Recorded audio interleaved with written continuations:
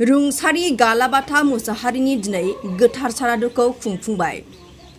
मोनसे समाव बर' हारिनि थामोनथा रैखाथिनि थाखाय आलादा रायजो बड'लेण्ड मोननांगौनि दाबिजों सोमावसारनायाव मैखोमै बाहागो लाबोनाय माजलिपारा एमबि फरायसालिनि बारग' लोगो फोरोंगिरि लोगोसे क'क्राझार जिल्ला दुलाराय बर' फरायसा आफादजों दानानै होजानाय क'क्राझार जिल्ला दुलाराय बर' आबादारि आफादनि आफादगिरि आरो UN एकाडेमि बर्ड दतमानि बारग' सोद्रोमा बेनि अनगायैबो गायसनजेननायनिफ्राय UN ब्रह्म फोथायफुरजिनि सोद्रोमा हिसाबै बर' समाजाव गोख्रों हाबा मावबोनाय बिथां गालाबाथा मुसाहारिया 2024 मायथाइनि थांनाय 6 जुलाइ खालाराव माखासे देहायारि जेंनाजों नारसिनजाना 65 बोसोर बैसोआव गावनि आंगो न'आवनो जोबथा हां बोयो।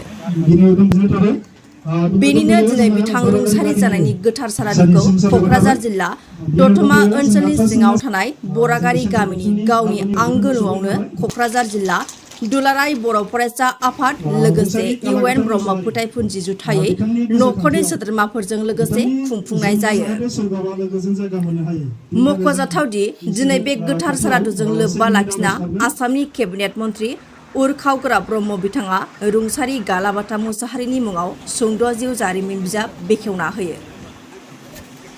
हाबाफारियाव आसामनि मन्त्रि उरखावगोरा ब्रह्म बिथांजों लोगोसे बिटिआरनि मावफुं सोद्रोमा UN फोथायफुरजिनि गायसनगिरि सोद्रोमा रेवरेवा नार्जिहारि, क'क्राझार जिल्ला दुलाराय बर' फरायसा आफादनि आफादगिरि कृपेश गाहाय नेहाथारि खाम्फा बसुमतारी, UN एकाडेमिनि गोरायुं कृष्ण गपाल बसुमतारी आरो UN ब्रह्म फोथायफुरजिनि सोद्रोमा लोगोसे ओनसोलनि गोबां सोद्रोमाफोरा बाहागो लायो।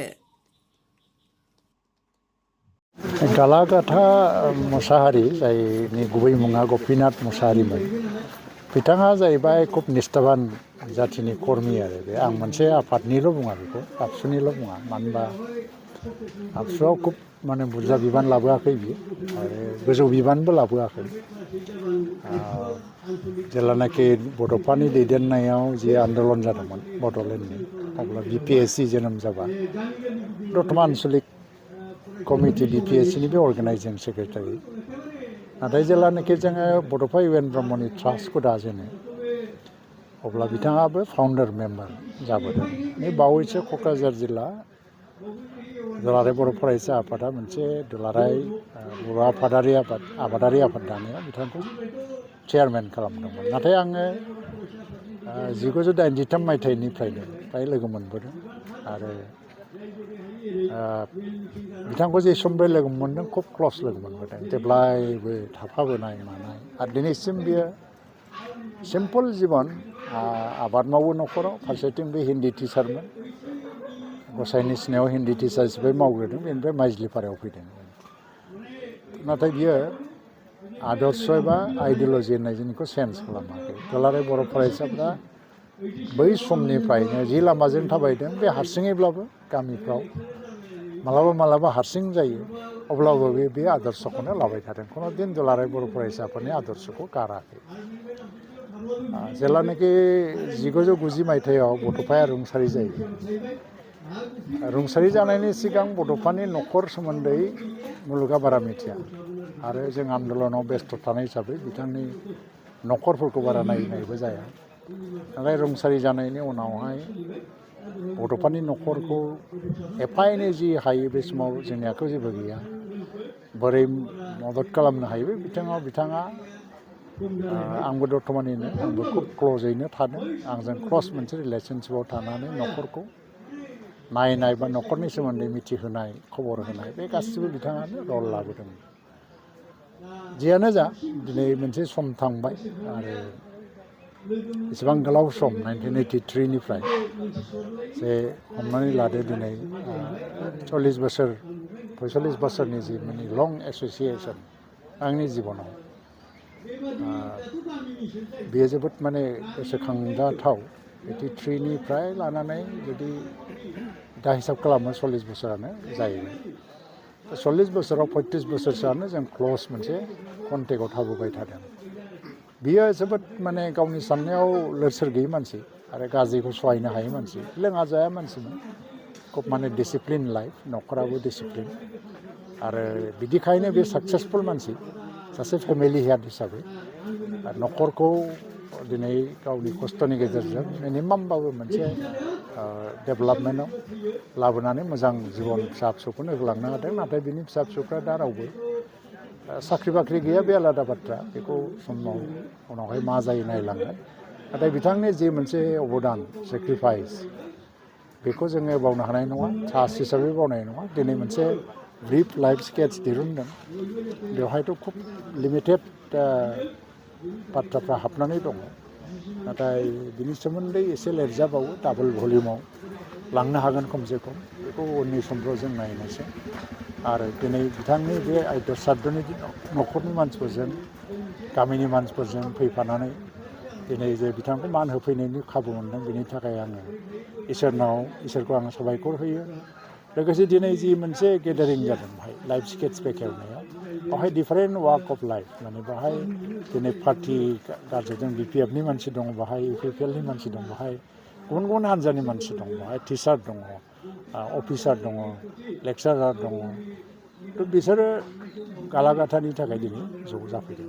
थ' बेनि थाखाय आं जोबोद गोजोननाय मोनो। आरो लोगोसे गालागाथा मुसाहारिनि जिउआ अराय गोजोनाव थाथों, बेनि थाखाय आं आनान गसाइनाव आर'ज गाबो। गोजोन्थों। दिनै जोङो बरागारि गामियाव सासे गालागाथा मुङै मिथिजानाय, बिथांनि गुबै मुङा कपिनाथ मुसाहारि।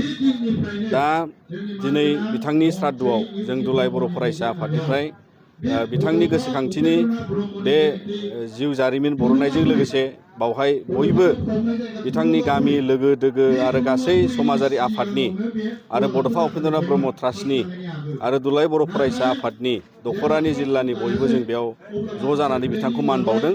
मानोना बिथाङा सासे मेंनो रोङै मावथिमोन। मानोना जोङो लोगो मोनजेननाय समनिफ्राय बिथाङा जोंनि नोजोराव दुलाराय बर' फरायसा आफादनि जायखिजाया मेल मिथिङाव आरो बड'फा उपेन्द्रनाथ ब्रह्मनि मुङै UNBJ ट्रास्ट, बिनि सासे सोद्रोमा जानानै आरो गुबुन गुबुन समाजारि थासारियाव बिथाङा दतमा हालामनि जानानै बायदि बिथाङा हाबाफारियाव अरायबो बाहागो लायोमोन। आरो बिथाङा सासे फोरोंगिरिनि महरै बिथाङा आजिरा मोन्दों। अदेबानि बिथाङा आरोबाव गुबुन गुबुन समाजारि आफाद जेरै दुलाराय बर' फरायसा आफादाव बिथाङा बिहोमा होबोदों। आरो बेबादिनो गुबुन गुबुन सोमावसारनाय समाव जिबादि बिथांमोना बिहोमा होबाय, जे गोबाव समनिफ्राय माहारियारि मोनसे रैखाथिनि माहारियारि बाद गोसोखौ लानानै बिथाङा हारिखौ अनसायोमोन। दा बिनि थाखाय बिथांनि अबथिरायै गोमालांनाया, रुंसारि जालांनाया जोंनि थाखाय जोबोद दुखुनांथाव। दा मिजिंथियो अबङा बिथांनि जिउखौ सोरगोआव आलोय दोनगोन।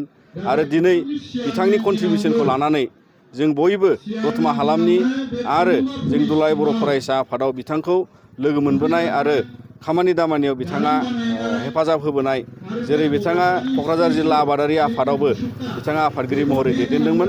आरो गोबां बेबायदि बिथांनि नोजोराव गोग्लैनाय माखासे समाजारि बिथिङाव बिथाङा अराय सम बाथ्रा बुंनानै माखासे समाज बिथिङाव बिथाङा गोग्गो समाज दानायनि हाबा मावलांदों। दा बेखायनो दिनै जोङो बिथांखौ आरोबाव जोङो बिथाङा गैयाब्लाबो जोङो मान होयो। आरो दिनैनि समाव बिथांबादि गोबां सुबुं जोंनि समाजाव नांगौ होननानै जों सानो। आरो जाहाथे इयुन जोलैयाव बेबादि समाजखौ रैखाथि होलांनो, समाजारि बिथिङाव आरो माहारि आरो माखासे जोंनि सोदांनाय खामानियाव बयबो बे बिथांबादि राफोद सासे समाजारि आरो समाज सिबियारि सासे सुबुं आरोबाव जोनोम मोनगोन होननानै जों मिजिंथियो।